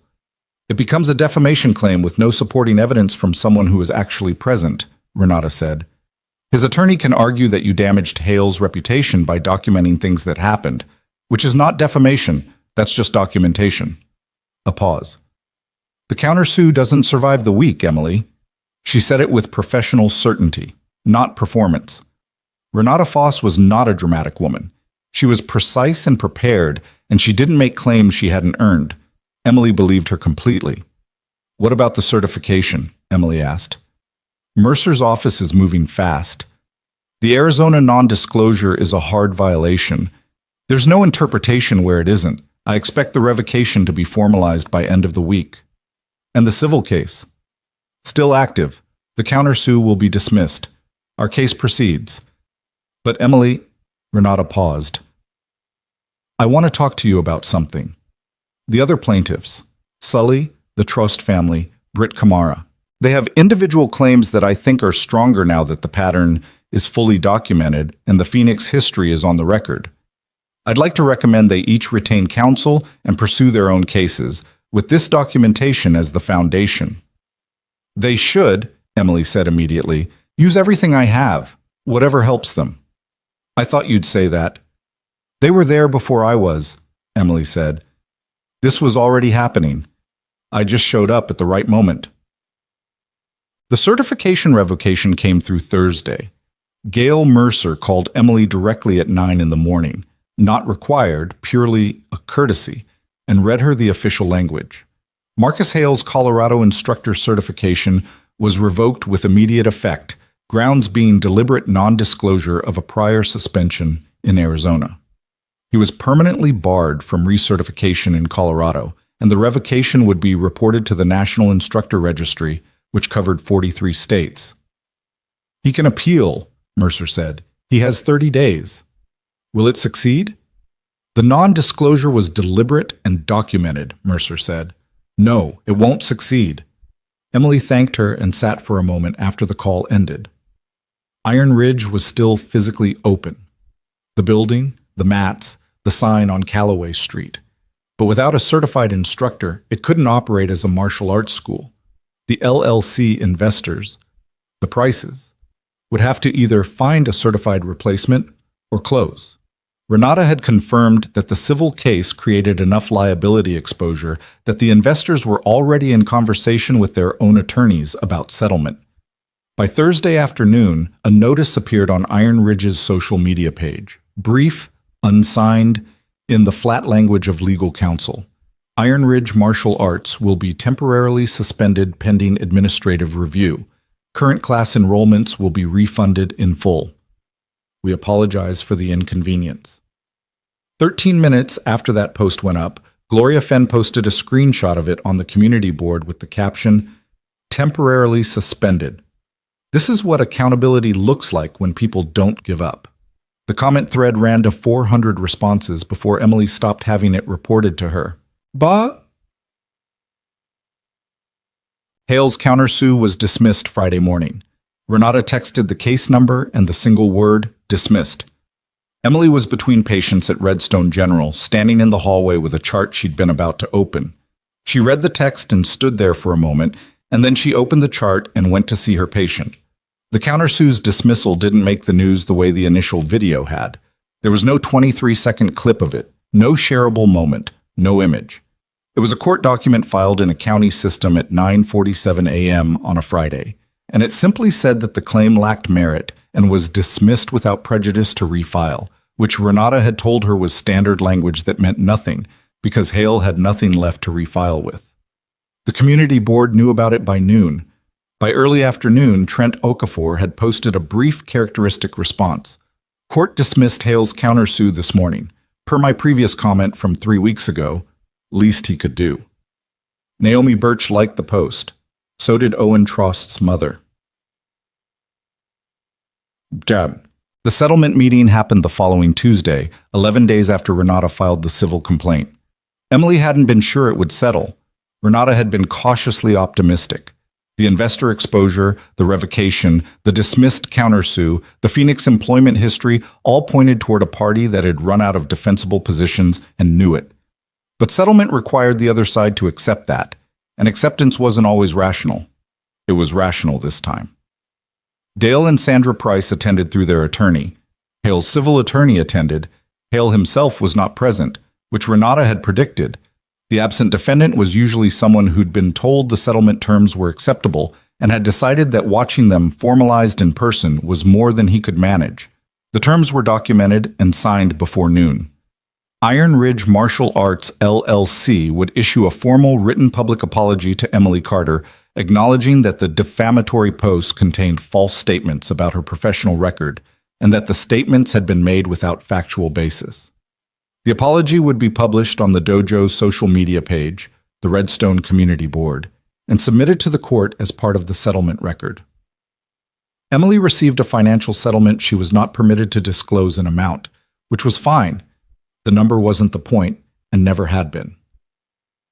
Hale was personally enjoined from making any public or private statements about Emily Carter's professional or military record, and the LLC formally acknowledged the pattern of conduct complaints from Sully, Trost, Kamara, and 2 additional complainants who'd come forward after the civil filing became public, with documentation submitted to the court record that Sully and the others could use in their individual proceedings.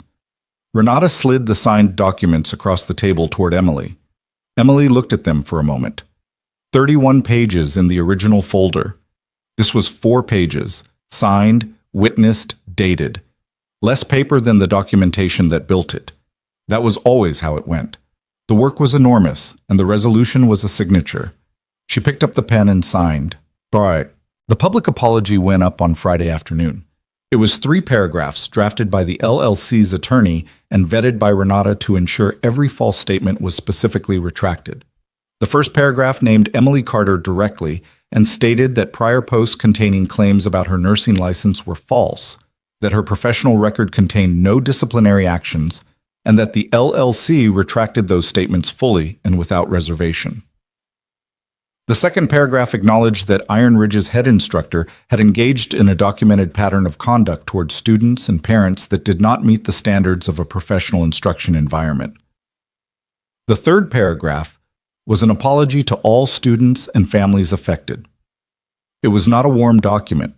It was precise and legal, and it did exactly what it was required to do, and that was enough. Emily hadn't needed warmth from it. She'd needed the false statements to be publicly corrected in the same public spaces where they'd been made, and that's what happened. Gloria Fenn shared it on the community board within the hour with no caption at all. The post got 263 likes before Emily stopped checking. Naomi Birch sent Emily a text. "I hope this is what it feels like."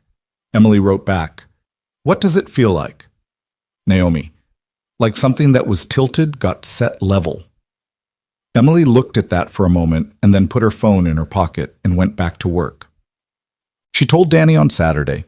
Not everything. He was 8, and 8-year-olds didn't need the full architecture. She told him that the problem with the instructor at Iron Ridge had been sorted out, that the instructor had been removed and the school was closed for now, and that she was sorry because she knew he'd like the class. He thought about this for a moment in the serious way he thought about things. "Did he get in trouble?" Danny asked. "Yes," Emily said. "He did." "Because of what he did to you?" "Because of what he did to a lot of people," she said.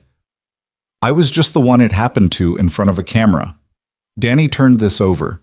He was sitting across from her at Pauline's kitchen table, a half-eaten piece of toast beside him, his sneakers on the wrong feet because he always put his sneakers on the wrong feet initially, and then noticed and fixed it, and today he hadn't noticed yet. "Are there other places I could do martial arts?" he asked. "Yes," Emily said. "There are a couple of good ones in Redstone. We'll look at them together." "Will you come in this time, instead of sitting in the car?" She looked at him. "I wasn't sitting in the car the whole time." "You were sitting in the car." "I was keeping an eye on the situation," she said. He gave her the look. Pauline's look. That careful, reading look that seemed to have skipped a generation and landed fully formed in an 8-year-old's face. "You could have just sat inside," he said. "You didn't have to sit in the car." "I know," she said. He went back to his toast, which he ate in the methodical way he ate everything, crust last. After a moment, he looked up again. "Aunt Em, you could have beaten him from the beginning, right? Like the first day?" She thought about the fluorescent lights above the blue mat on the first Tuesday, the way the room had laughed, the careful, deliberate act of getting up without using her hands. "Probably," she said. "Why didn't you?" She considered how to say it in a way that was true and that an 8-year-old could carry. "Because going there wasn't about beating anyone," she said. "It was about you getting to try something you were excited about. That was the whole reason." She paused. "And then it became about other things, but not about proving I could beat him. That was never the thing." Danny thought about this with the toast halfway to his mouth. "What was the thing?" he asked. "Making sure the right people knew the true version of what happened," she said, "and making sure it didn't keep happening to other people after us." He put the toast down. "Did it work?" "Yes," she said. "It did." He nodded, apparently satisfied, and picked the toast back up. He ate the crust last, as he always did, very deliberately, and then looked down at his feet. "My shoes are on wrong," he said. "I know," Emily said. "I was waiting for you to notice." James Sully's individual complaint resolved 6 weeks later through a separate proceeding that the Iron Ridge LLC settlement record substantially supported. He received a formal written acknowledgement and a financial resolution he described to Emily over a brief phone call as more than I expected and less than the principal was worth, which I've decided is fine. Britt Kamara's case took longer. 3 months, a formal hearing, Simone testifying in a closed session through her mother because she was a minor. What happened in that session wasn't public. What Britt told Emily afterward in a text that came through at 11:30 on a school night was, "She held it together the whole time. My 11-year-old held it together better than I did. I don't know what that says about her." Emily wrote back, "It says she's going to be okay." Britt, "Yeah, I think she is. The Trost family, Diane and Owen, had the simplest resolution. Owen's list was entered into the formal record. The case settled quickly, partly because Owen's documentation was the clearest of anyone's, and partly because Dale Price's attorney apparently looked at a 9-year-old's handwritten 5-point list about things that weren't okay and decided that defending against it was not a position anyone wanted to be in. Emily heard this from Renata with a professionalism that almost covered the satisfaction underneath it. Yes, Marcus Hale left Redstone. She didn't know where he went, didn't try to find out.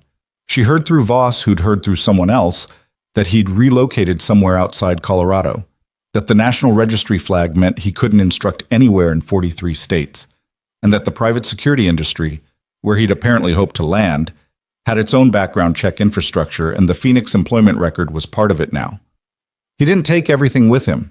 He left behind a dojo that sat empty on Callaway Street for 2 months before a new tenant signed the lease, a children's art studio, which Pauline pointed out with the particular satisfaction of someone who appreciated a good substitution. He left behind a community board thread that stayed accessible as a public record, Owen Tross case documentation in the county court system, and a national registry entry that would follow his name wherever he tried to take it. He also left behind Trent Okafor, who used the pro bono legal resources Renata connected him to in order to file his own statement with the Colorado Department of Education's After-School Safety Division, a separate channel Emily hadn't even known existed. It didn't add anything to the legal record. It added something to the institutional one. Trent explained this to Emily in a parking lot conversation 3 months after the settlement, in the direct, slightly formal way he had, and she told him it was the right thing to do. "I should have done something earlier," he said. "You did something when it counted," she said. "Is that enough?" She looked at him. He was 23 or 24, the kind of age where you were still deciding what kind of person you were going to be. "Doing nothing is easier," she said. "You chose harder. Most people don't." She paused. "So, yes, it's enough. But also, you'll probably find yourself in situations like this again. And now you know what you'll do." He thought about that. "What will I do?" "Something," she said. He almost smiled. "That's not very specific." "It doesn't need to be," she said. Doubt. She went back to work, which was what she'd been doing the whole time in between everything else.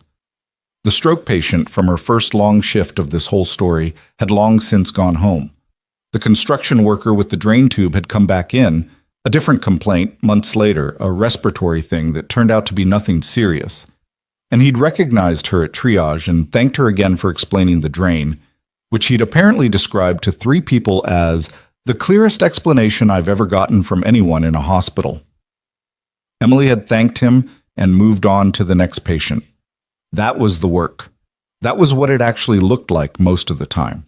Not the dramatic moments, not the saves that people described in grateful terms and wrote cards about, but the continuous accumulation of small, clear things done carefully for people who were scared or in pain or waiting for someone to just tell them the truth about what was happening to their bodies. She was good at it. She'd been good at it for a long time, and she hadn't needed anyone outside this hospital to recognize that for it to be true. But she noticed, with the particular noticing of someone who'd spent weeks being defined publicly in ways she hadn't chosen, that it was easier to work in the absence of the noise, that she came into shifts without the sideways energy of a situation being managed in her peripheral vision, that she ate lunch in the break room instead of at her desk because the break room was fine now, and she hadn't fully realized it had been less than fine for a while. Dolores said to her once, around month 2 after the settlement, "You seem like you got some weight off." "I didn't know I was carrying it that visibly," Emily said. "You never do," Dolores said. "That's the thing about people like you. You think you're hiding it." "I wasn't hiding it. I was managing it." "Same difference," Dolores said, with 16 years of charge nursing authority, and went back to what she was doing. Sam. Redstone General's annual recognition lunch happened in late November. It was the kind of institutional event Emily usually attended briefly and left early, not from disrespect, just because 2 hours of organized appreciation made her back hurt, and she always had a report to finish. This year, the nursing director, a woman named Philippa Horn, who communicated primarily through precise emails and the occasional direct observation, stopped Emily on her way out and handed her a printed certificate. "Long service recognition," Horn said. 6 years. Emily looked at the certificate. Her name on it, the hospital seal, the date. You could have mailed this, Emily said. I could have, Horn said. I didn't. She paused, and in the pause was something that Horn didn't say and didn't need to say. Some acknowledgement of the last several months, the video, the noise, the way the hospital staff had quietly closed ranks around Emily in the specific way healthcare workers closed ranks, not with statements or social media posts, but with covered shifts and break room solidarity, and Dolores calling Carl from security without being asked. Thank you, Emily said. You're a good nurse, Emily, Horn said, with the particular cadence of someone who didn't say that often and meant it completely when they did.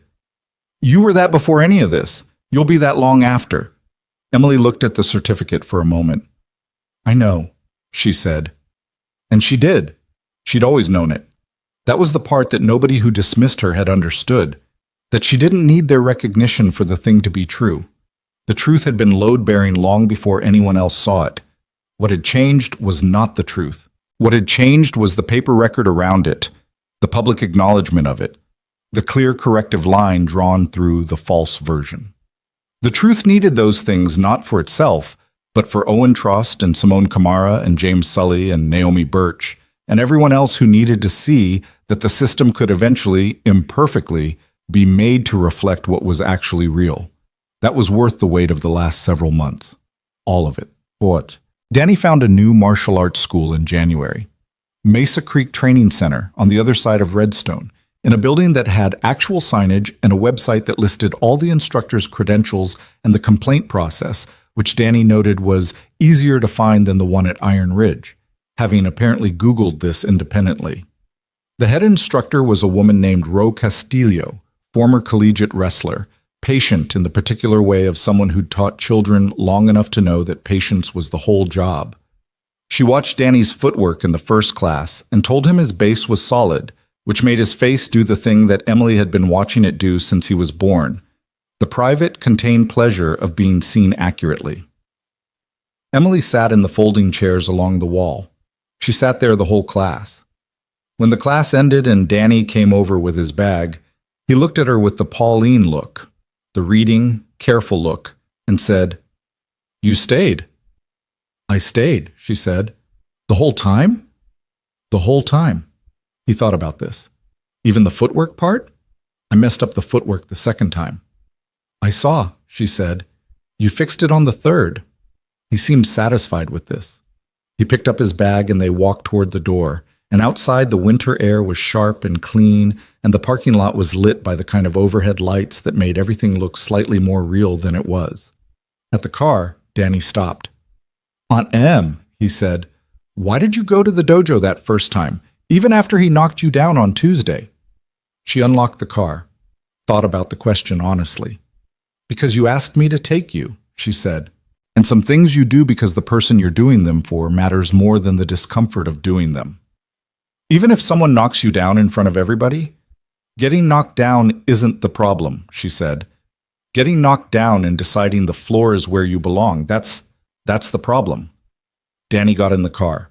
He thought about this while he buckled his seatbelt, and she started the engine, and they pulled out of the Mesa Creek parking lot into the January streets of Redstone. After 2 blocks, he said, "I don't think the floor is where you belong." She looked at him in the rearview mirror. "No," she said, "it's not."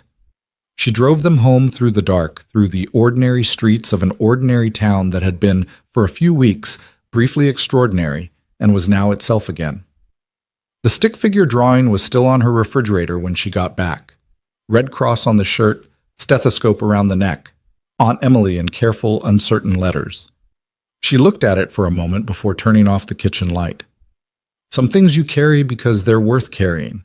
Some things you set down because they were never yours to carry in the first place. The hard part, the real hard part, the part no one talks about when they talk about strength, is knowing the difference. It takes time. It costs something, and nobody gets it right every time. But you get up off the floor, you document what's true.